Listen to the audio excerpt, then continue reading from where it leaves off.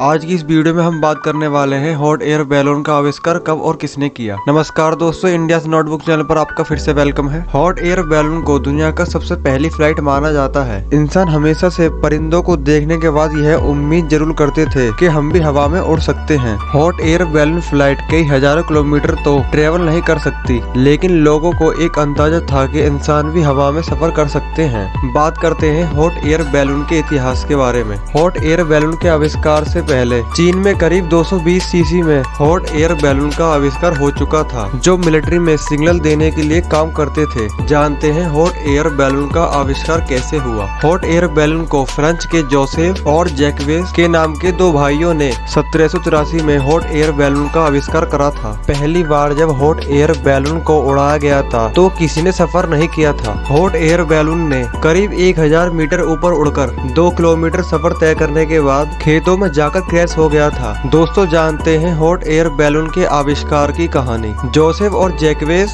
जिन दो भाइयों ने हॉट एयर बैलून का आविष्कार किया था, उन दो भाइयों की पेपर की फैक्ट्री थी जहां पर पेपर को बनाया जाता था। दोनों भाइयों में से जोसेफ को एरोनॉटिक्स में इंटरेस्ट था। जोसेफ शुरू से ये समझते थे आग से निकला धुआं बैलून को ऊपर लेके जाता है, और जोसेफ स्ट्रो का इस्तेमाल करके बैलून में ज्यादा से ज्यादा धुएं को भरने लगे। कुछ एक्सपेरिमेंट के बाद जोसेफ को पता चला कि धुएं की वजह से बैलून ऊपर नहीं उड़ रहा है। फिर एक दिन जोसेफ ने देखा कि नीचे आग जल रही है और ठीक उसके ऊपर कपड़े सूख रहे हैं। जब आग से निकली गर्म हवा कपड़े को छूने लगी तो कपड़े बैलून की तरह उड़ने लगे।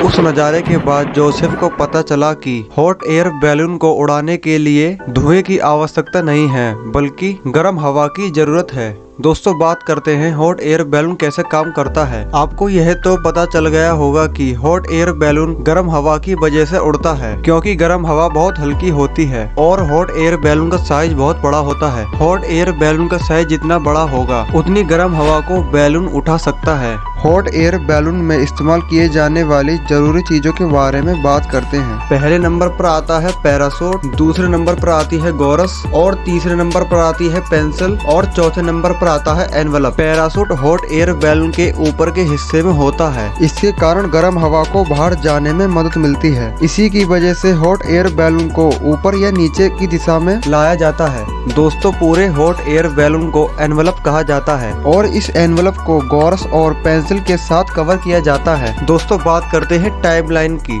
सितंबर 1783 में पहली बार हॉट एयर बैलून में बकरा, मुर्गी, बतख जैसे जानवरों को भेजकर टेस्ट किया गया था। और शुरू में हॉट एयर बैलून को एक रस्सी में बांध दिया जाता था। जितनी रस्सी की लंबाई होती थी उतना ही हॉट एयर बैलून दूर जा सकता था, लेकिन बाद में बिना रस्सी के हॉट एयर बैलून को उड़ाया गया था। और एक बात यह भी है, हॉट एयर बैलून को देखकर ही बाद में फ्लाइट्स और ड्रोन का आविष्कार हुआ। दोस्तों, उम्मीद करता हूँ यह वीडियो आपको इन्फॉर्मेटिव लगी होगी। यदि वीडियो अच्छी लगी हो तो लाइक करें, वरना डिसलाइक करें, और चैनल को सब्सक्राइब करना ना भूलें। और कमेंट में बता सकते हैं कि अगली वीडियो किस टॉपिक पर चाहिए।